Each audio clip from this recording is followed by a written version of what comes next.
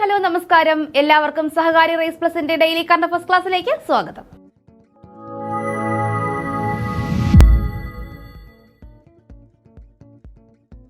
ഇന്നറിയേണ്ടത് കുറച്ച് സങ്കടത്തോടെ ആണെങ്കിലും നമുക്കിതൊക്കെ പഠിച്ചേ പറ്റൂ. അത് ആദ്യം നിങ്ങൾ ഓർക്കണം. അപ്പോൾ ഇങ്ങനെയുള്ള വാർത്തകൾ നമ്മൾ ഷെയർ ചെയ്യാൻ ഒരിക്കലും, അതായത് നിങ്ങളെല്ലാവരും അറിഞ്ഞിട്ടുണ്ട്, എന്നാലും വീണ്ടും വീണ്ടും അതിനെപ്പറ്റി പറയാൻ ഞങ്ങൾ ഒരിക്കലും ഇഷ്ടപ്പെടുന്നില്ല. പക്ഷെ ഒരു PSC ആസ്പിരന്റിനെ സംബന്ധിച്ചിടത്തോളം നമുക്ക് വാർത്തകളിൽ നിന്നും അറിയേണ്ട ഫാക്റ്റുകളുണ്ട്. അപ്പം നമ്മളത് തീർച്ചയായും അറിഞ്ഞു പോകണം. അപ്പോൾ ഈ കാണുന്നത് വിജയ് രൂപാണിയാണ്. വിജയ് രൂപാണി ഗുജറാത്തിന്റെ മുൻ മുഖ്യമന്ത്രിയാണ്. വിജയ് രൂപാണി ഈ കഴിഞ്ഞ ദിവസം, അതായത് ഇന്നലെ നടന്ന നമ്മുടെ പ്ലെയിൻ അപകടത്തിൽ മരണപ്പെട്ട ഒരു വ്യക്തി കൂടിയാണ് അദ്ദേഹം. ഗുജറാത്തിന്റെ മുൻ മുഖ്യമന്ത്രിയാണ് വിജയ് രൂപാണി. തുടക്കത്തിൽ തന്നെ എന്തായാലും നമ്മളെ വിട്ട് പിരിഞ്ഞ എല്ലാവർക്കും ഒരു ആദരാഞ്ജലി അർപ്പിച്ചുകൊള്ളുന്നു. നമുക്ക് ഇതൊന്നും ഞാൻ പറഞ്ഞതുപോലെ തന്നെ ഇങ്ങനത്തെ ന്യൂസുകൾ നമ്മളെല്ലാവരും അറിഞ്ഞതാണ്. വീണ്ടും വീണ്ടും നമ്മളത് പറയേണ്ട ആവശ്യമില്ല. പക്ഷേ നമുക്കറിയേണ്ട ചില കാര്യങ്ങൾ നമ്മൾ അറിയണം. നമുക്ക് PSC ചോദിക്കും. അടുത്തിടെ നടന്ന വിമാന അപകടത്തിൽ അന്തരിച്ച ഗുജറാത്തിലെ മുൻ മുഖ്യമന്ത്രി ആരാണ്? വിജയ് രൂപാണി. വിജയ് രൂപാണി. അപ്പോൾ ഇനി വരുന്ന പരീക്ഷകളിൽ, അതായത് നമ്മുടെ SBCID പോലെയുള്ള പരീക്ഷകൾ, അതേപോലെ കമ്പനി ബോർഡ് അസിസ്റ്റന്റ്, നമ്മുടെ യൂണിവേഴ്സിറ്റി അസിസ്റ്റന്റ്, അങ്ങനെ ഒത്തിരി ഡിഗ്രി ലെവൽ എക്സാംസ് തന്നെ വരാൻ പോകുന്നുണ്ട്. അതിലൊക്കെ നമുക്ക് പ്രതീക്ഷിക്കാവുന്ന ഒരു ചോദ്യമാണ് വിജയ് രൂപാണി.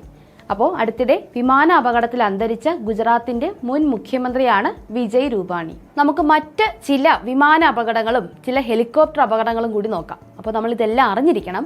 അതായത് 2021 നമ്മുടെ സംയുക്ത സേനാ മേധാവിയെ നമുക്കൊരു ഹെലികോപ്റ്റർ അപകടത്തിൽ നഷ്ടപ്പെട്ടിരുന്നു. ആ വാർത്ത അതൊരു ഭയങ്കര ഒരു വാർത്ത തന്നെയായിരുന്നു. കാര്യം, ഒരു രാജ്യത്തിന്റെ സംയുക്ത സേനാ മേധാവി ഒരു അപകടത്തിൽ കൊല്ലപ്പെടുക, അത് തീർത്തും നമ്മുടെ രാജ്യത്തിന് അതൊരു നാണക്കേട് കൂടിയാണ്. അപ്പോൾ ആ സമയത്ത് ഇത് പരീക്ഷയിൽ ഒരുപാട് പ്രാവശ്യം പല പല പരീക്ഷകളും ചോദിച്ചിട്ടുള്ളതാണ്. ആരായിരുന്നു അദ്ദേഹം? ബിപിൻ റാവത്ത്. ആരാണ്? ബിപിൻ റാവത്ത്. 2021 ഡിസംബർ 8 തമിഴ്നാട്ടിലെ കൂനൂരിലുണ്ടായ ഹെലികോപ്റ്റർ അപകടമായിരുന്നു. തമിഴ്നാട്ടിലെ കൂനൂര്. എവിടെയാണ്? തമിഴ്നാട്ടിലെ കൂനൂരിൽ. ഈ പേര്, അതായത് ആ സ്ഥലത്തിന്റെ പേര് സഹിതം പല PSC പരീക്ഷകളിലും ചോദിച്ചിട്ടുണ്ട്. അപ്പോൾ അതുകൊണ്ടാണ് എത്ര ദുഃഖകരമായ വാർത്തയെന്ന് പറഞ്ഞാലും നമുക്കതിൻ്റെ ഫാക്റ്റ് എടുക്കാതിരിക്കാൻ കഴിയില്ല. അപ്പോൾ അതുകൊണ്ടാണ് നിങ്ങളോടും ഇതൊക്കെ കറക്റ്റായിട്ട് പോയിന്റ് ഔട്ട് ചെയ്യാൻ പറയുന്നത്. മറ്റൊരു തീരാ നഷ്ടം എന്ന് പറയുന്നത് 1966 ഒരു വിമാന അപകടമാണ്. ഇത് നടന്നത് നമ്മുടെ ഇന്ത്യയിലല്ല, ഇത് നടന്നത് സ്വിറ്റ്സർലാൻഡിലാണ്. സ്വിറ്റ്സർലാൻഡിലെ ആൽപ്സ് പർവ്വതനിരയിൽ എയർ ഇന്ത്യ 101 വിമാനം തകർന്നു വീണ് ഇന്ത്യൻ ആണവ പദ്ധതിയുടെ പിതാവ് ആരാണ്? ഇന്ത്യൻ ആണവ പദ്ധതിയുടെ പിതാവ് ആരാണ് ഇന്ത്യൻ ആണവ പദ്ധതിയുടെ പിതാവ്? നമ്മുടെ ഹോമി ജെ ഭാഭ, അല്ലെങ്കിൽ ഹോമി ജഹാംഗീർ ഭാഭ. അപ്പൊ നമുക്കറിയാം അദ്ദേഹത്തിന്റെ ഫുൾ നെയിം ഒക്കെ എല്ലാവർക്കും അറിയാം. ഹോമി ജെ ഭാഭ അല്ലെങ്കിൽ ഹോമി ജഹാംഗീർ ഭാഭ. അദ്ദേഹം കൊല്ലപ്പെടുന്നത് 1966 ജനുവരി 24-നാണ്. അപ്പൊ ഇതും പല പരീക്ഷകളിലും ചോദിച്ചിട്ടുണ്ട്. അപ്പൊ ഇത്തരം ഒരു അപകടം നടന്ന സാഹചര്യത്തിൽ നമ്മൾ ഇതൊക്കെ ഓർത്തു വെക്കണം. കാര്യം, ഒരു റിലേറ്റഡ് ഫാക്ട് ചോദിക്കുന്ന ഒരു പരിപാടി നമ്മുടെ കേരള PSCക്ക് ഉണ്ട്. അപ്പൊ കൃത്യമായിട്ടും ഇതെല്ലാം നിങ്ങൾ അറിഞ്ഞിരിക്കണം. ഇനി മറ്റൊന്ന് ഒരു കോഡിംഗ് വേർഡാണ്. ആ വേർഡ് മെയ് ഡേ എന്നാണ്. എന്താണ്? May day. അപ്പോൾ മെയ് ഡേ എന്നൊക്കെ ചിലർ പറയുന്നുണ്ട്. മെയ് ഡേ എന്നല്ല, മെയ് ഡേ. ഇതൊരു ഫ്രഞ്ച് വാക്കാണ് ഈ മെയ് ഡേ. മെയ് ഡേ എന്ന് വെച്ചാൽ എന്നെ രക്ഷിക്കണം, അല്ലെങ്കിൽ എന്താണ്, ജീവൻ അപകടത്തിലാണ് എന്ന് പറയുന്ന ഒരു വാക്കാണ് എന്ത്? May day. ഇത് നമ്മുടെ കപ്പലുകളിലും വിമാനങ്ങളിലുമൊക്കെ എന്തെങ്കിലും ജീവൻ നഷ്ടപ്പെടുന്ന അപകടം ഉണ്ടാകുകയാണെങ്കിൽ അത്തരമൊരു സൂചന നൽകുന്നതിന് വേണ്ടിയിട്ട് ഉപയോഗിക്കുന്ന ഒരു കോഡ് വാക്യമാണ് എന്ത്? Mayday. എന്താണ്? Mayday. മെയ് ഡേ എന്ന വാക്കിന്റെ അർത്ഥം എന്നെ സഹായിക്കൂ എന്നാണ്. എന്താണ്? എന്നെ സഹായിക്കൂ. എന്താണ്? മെയ് ഡേ എന്ന വാക്കിന്റെ അർത്ഥം എന്താണ്? എന്നെ സഹായിക്കൂ. എന്നെ സഹായിക്കൂ എന്ന് അർത്ഥമാക്കുന്ന ഒരു ഫ്രഞ്ച് വേർഡാണ് എന്ത്? May day. ഇതുപോലെ തന്നെ നമുക്ക് ഓർത്തു വെക്കാൻ പറ്റുന്ന ഒരു ദുരന്തം നമ്മുടെ കേരളത്തിൽ നടന്നിട്ടുണ്ട്. കോഴിക്കോട് കരിപ്പൂർ വിമാനത്താവളത്തിൽ 2020 ഓഗസ്റ്റ് 7 21 പേരുടെ മരണത്തിന് കാരണമായ, അതും നമ്മുടെ എയർ ഇന്ത്യ തന്നെയായിരുന്നു, എയർ ഇന്ത്യ എക്സ്പ്രസ് 1344 കരിപ്പൂർ അപകടം. അപ്പോൾ ഇതും കൂടെ ഒന്ന് ഓർത്ത് വെക്കുക. അതിൽ 21 പേരാണ് മരിച്ചത്. അതായത് കോഴിക്കോട് കരിപ്പൂർ നടന്നത് 2020 ഓഗസ്റ്റ് 7-നാണ്. ചിലപ്പോൾ ഇതൊക്കെ ചോദിക്കുമ്പോൾ നമ്മൾ വിചാരിക്കും 2020 ഫാക്റ്റ് അല്ലേ, അതെന്തിന് ഇപ്പോൾ വരാൻ കാരണം എന്താണ്? സമാനമായ അപകടം ഇപ്പോഴും നടന്നിരിക്കുന്നു. അപ്പോൾ ഇത് നമ്മളൊരു ഓർമ്മപ്പെടുത്തൽ കൂടിയാണ്. അതിനു വേണ്ടിയിട്ടാണ് വീണ്ടും വീണ്ടും ഇത്തരം ഫാക്റ്റുകൾ PSC ചോദിക്കുന്നത്. ഇനി എന്താണ് ജൈവ തന്മാത്രകൾ? ഇത് നമ്മുടെ സ്കൂൾ ടെക്സ്റ്റുകളിലുള്ളതാണ്. അതായത് നമ്മുടെ പത്രം വായിക്കുന്ന കുട്ടികളുണ്ടല്ലോ, അപ്പോൾ അവർ പഠിക്കുന്ന ചില ഫാക്റ്റുകളുടെ ഉണ്ടെങ്കിൽ കുറച്ചുകൂടി ഇൻട്രസ്റ്റ് ആവത്തില്ലേ? അപ്പോൾ അതിന് വേണ്ടിയിട്ട് ചേർത്തിരിക്കുന്നതാണ് ജൈവ തന്മാത്രകൾ. നമ്മൾ കഴിഞ്ഞ ദിവസവും കുറച്ചെന്താണ് കുമാരനാശാന്റെ ചണ്ടാല ഭിക്ഷുകിയെ പറ്റി നമ്മൾ കഴിഞ്ഞ ക്ലാസ്സിൽ പറഞ്ഞിട്ടുണ്ടായിരുന്നു. അതെന്താണ് 10ാം ക്ലാസ്സിലെ പാഠഭാഗമായിരുന്നു. അതുപോലെ നമ്മുടെ SCERT പാഠഭാഗത്തിൽ നിന്നുള്ളതാണ് എന്താണ് ജൈവ തന്മാത്രകൾ. എന്താണ് ജൈവ തന്മാത്രകൾ? എന്താണ് നമുക്ക് എല്ലാവർക്കും അറിയാം, നമ്മൾ കുഞ്ഞു ക്ലാസ്സിലെ പഠിക്കുന്നതാണ് അല്ലേ. Carbohydrate, protein, lipid, nucleic acid എന്നിങ്ങനെ ജീവന്റെ അടിസ്ഥാന നിർമ്മാണത്തിനാവശ്യമായ ഘടകങ്ങളാണ് ജൈവ തന്മാത്രകൾ. ഏതൊക്കെയാണ്? കാർബോഹൈഡ്രേറ്റ് ഉണ്ട്, പ്രോട്ടീൻ ഉണ്ട്, പിന്നെ അതുണ്ട് ലിപ്പിഡ് ഉണ്ട്, ന്യൂക്ലിക് ആസിഡ് ഉണ്ട്. ഇങ്ങനെ നമ്മുടെ ജീവന്റെ അടിസ്ഥാന നിർമ്മാണ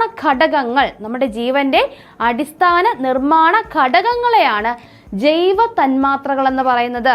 ഇവ ഏതെങ്കിലും ഇല്ലാതെ നമുക്ക് ജീവിക്കാൻ പറ്റുമോ? കാർബോഹൈഡ്രേറ്റ് അല്ലേ, നമ്മുടെ ഗ്ലൂക്കോസ് ഒക്കെ കാർബോഹൈഡ്രേറ്റ് ആണ്. ഗ്ലൂക്കോസ് ലെവലൊക്കെ താഴ്ന്നു പോയാൽ നമുക്ക് ഷുഗർ ഒക്കെ വന്നിട്ട് വലിയ ബുദ്ധിമുട്ടാണ്. അതേപോലെ പ്രോട്ടീൻസ് ഒക്കെ നമുക്ക് കുറയാൻ പാടുണ്ടോ?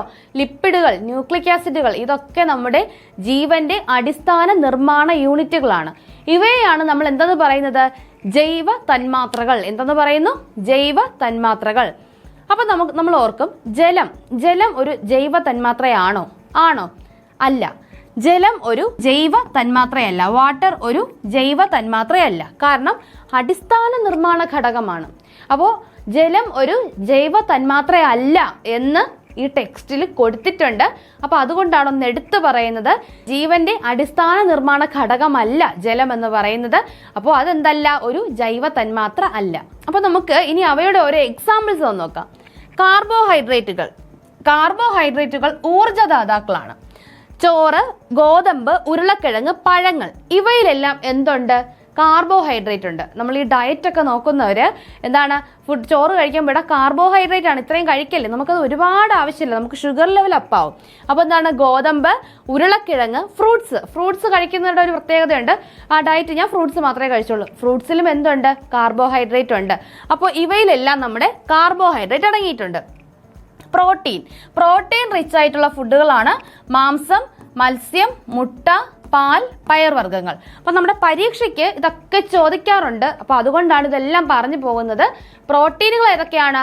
മാംസം, മത്സ്യം, മുട്ട, പാൽ, പയറുവർഗ്ഗങ്ങൾ. ലിപ്പിഡുകൾ ഏതാണ്? ലിപ്പിഡ്സ് ഏതാണ്? എണ്ണ, നെയ്, വെണ്ണ തുടങ്ങിയവയാണ് എന്ത്? ലിപ്പിഡുകൾ. അപ്പൊ ലിപ്പിഡ്സ് എന്ന് പറയുന്നത് ഊർജ സ്രോതസ്സുകളാണ് അല്ലെ. ഊർജ സ്രോതസ്സുകളാണ് ലിപ്പിഡുകൾ. പ്രോട്ടീനുകൾ ശരീര നിർമ്മാതാക്കളാണ് അല്ലെ. നമ്മുടെ പ്രോട്ടീൻ ബേസുകൾ അല്ലെ, നമ്മുടെ DNA, RNA ഒക്കെ എന്താണ്? പ്രോട്ടീനുകൾ ശരീര നിർമ്മാതാക്കളാണ്. ലിപ്പിഡുകൾ ഊർജ സ്റ്റോറുകളാണ്. എന്താണ്? എനർജി സ്റ്റോർ ചെയ്ത് വെക്കുന്നത് ലിപ്പിഡുകളാണ്. എണ്ണ, നെയ്, വെണ്ണ തുടങ്ങിയവയൊക്കെ ലിപ്പിഡുകളാണ്.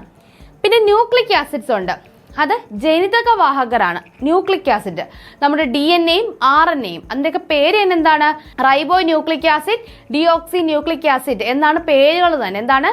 ജനിതകവാഹകരാണ് ന്യൂക്ലിക് ആസിഡ് ഒക്കെ. ജനിതക വിവരങ്ങൾ വഹിക്കുന്ന വളരെ സവിശേഷമായ ജൈവ തന്മാത്രകളാണ് ന്യൂക്ലിക് ആസിഡുകൾ. അപ്പോൾ ന്യൂക്ലിക് ആസിഡുകളും ഒരു ജൈവ തന്മാത്രയാണ്. അത് എന്ത് ക്യാരി ചെയ്യുന്നു? ജനിതക ഘടകങ്ങൾ വഹിക്കുന്ന ഒരു ജൈവ തന്മാത്രയാണ് എന്ത്? ന്യൂക്ലിക് ആസിഡുകൾ. ക്ലിയർ അല്ലേ? Kerala minister seeks apology over remarks on death of A boy. അപ്പൊ നമുക്കിതൊന്നും വേണ്ട. ഇതിൽ നമുക്ക് പറയാനുള്ളത്, നമ്മുടെ വനം വകുപ്പ് മന്ത്രിയുടെ പേര് ഇതിൽ കൊടുത്തിട്ടുണ്ട്, AK ശശീന്ദ്രൻ. അപ്പൊ നമുക്ക് വകുപ്പ് മന്ത്രിമാര് എപ്പോഴും ചോദിക്കുന്നതാണ്. അതുകൊണ്ടാണ് ചെറിയ ന്യൂസുകളിലായാലും ഇത് വരുമ്പോൾ നമ്മൾ പറഞ്ഞു പോകുന്നത്. ഒരു കാരണവശാലും ഇത് നമ്മൾ പ്രത്യേകിച്ച് പഠിക്കേണ്ട ഒരു ആവശ്യകത നമുക്ക് വരരുത്. ഓരോ ക്ലാസ്സിലും ഏതെങ്കിലും ഒരു ന്യൂസിൽ ഒരു കേന്ദ്രമന്ത്രിയായാലും സംസ്ഥാന മന്ത്രിയായാലും ഉൾപ്പെട്ടിട്ടുണ്ടെങ്കിൽ നമ്മൾ കൃത്യമായിട്ട് നിങ്ങളിൽ എത്തിക്കാറുണ്ട്. അപ്പോൾ ഇത് നമ്മുടെ വനം വകുപ്പ് മന്ത്രി, ഫോറസ്റ്റ് മിനിസ്റ്റർ ആണ്. ആര്? AK ശശീന്ദ്രൻ. ആരാണ്?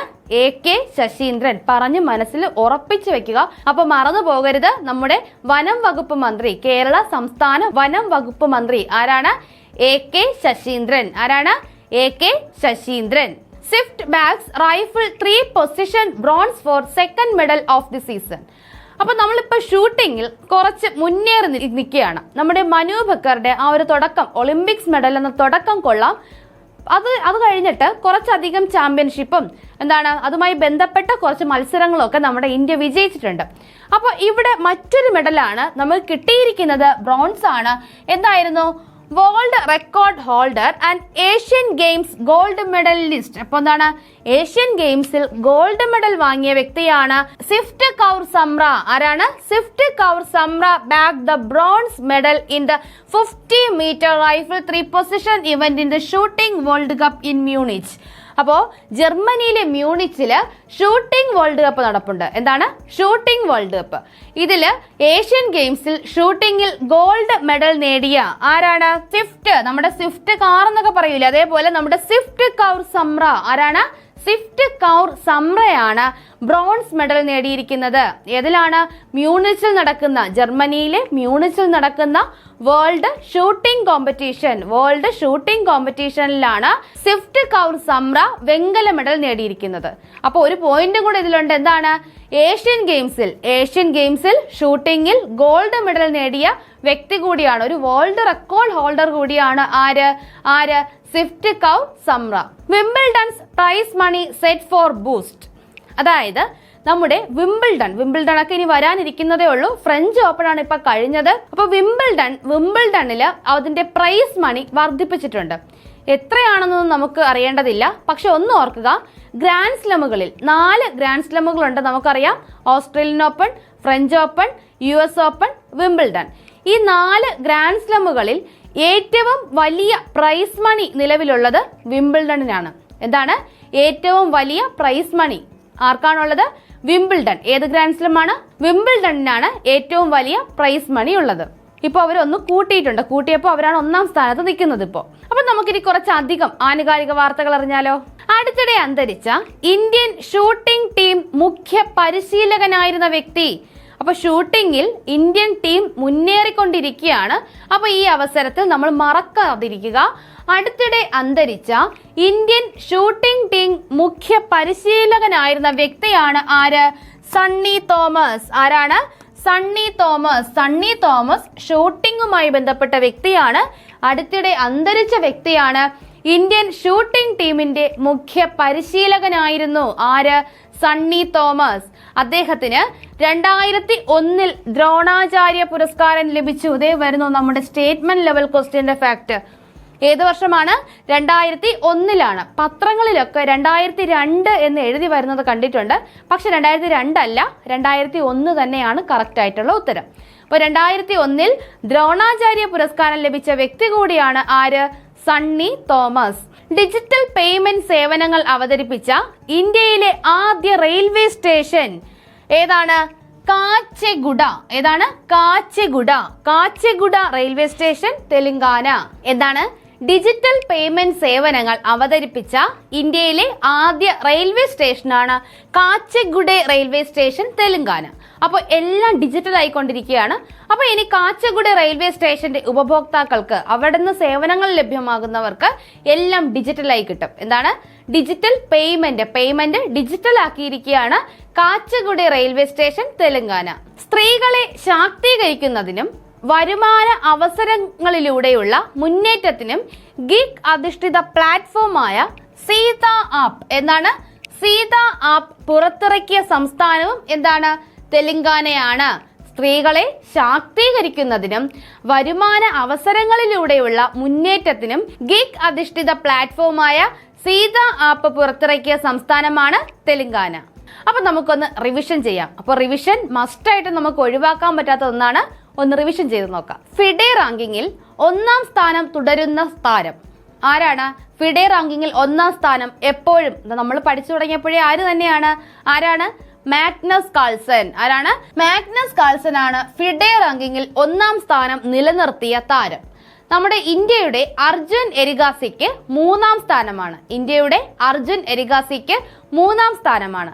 2-ാം സ്ഥാനത്തുള്ള അമേരിക്കക്കാരന്റെ പേര് നിങ്ങൾ എല്ലാവരും കമന്റ് ചെയ്യണം. കാരണം കഴിഞ്ഞ ദിവസം നമ്മളത് പഠിച്ചതാണ്.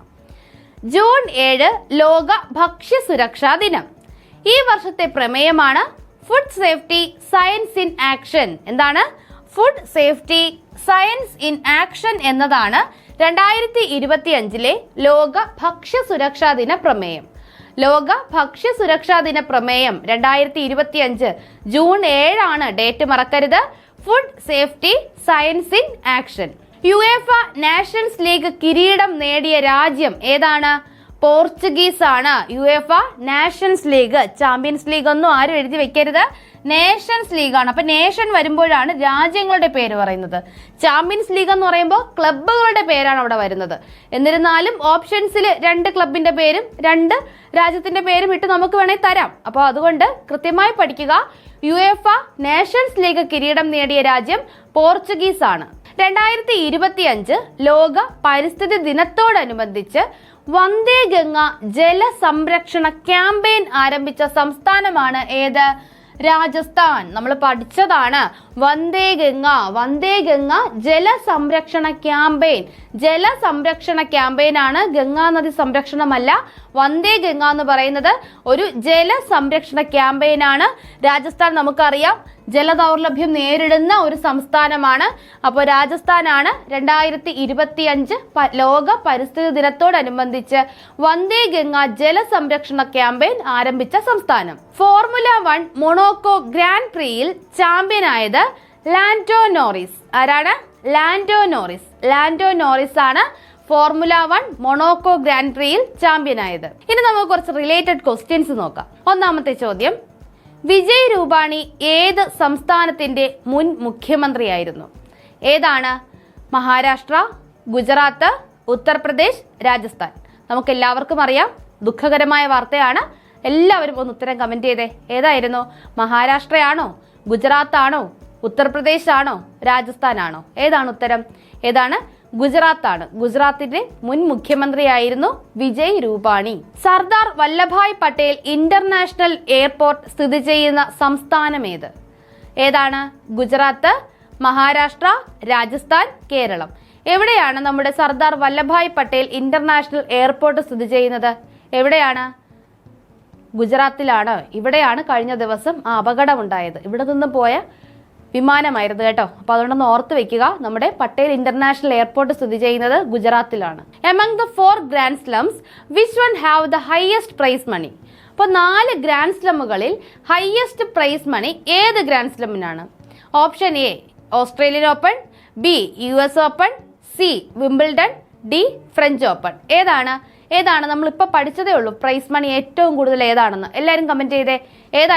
ഏതാണ് ഉത്തരം? ഓപ്ഷൻ സി വിംബിൾഡണിനാണ് ഏറ്റവും കൂടുതൽ പ്രൈസ് മണി ഉള്ളത്.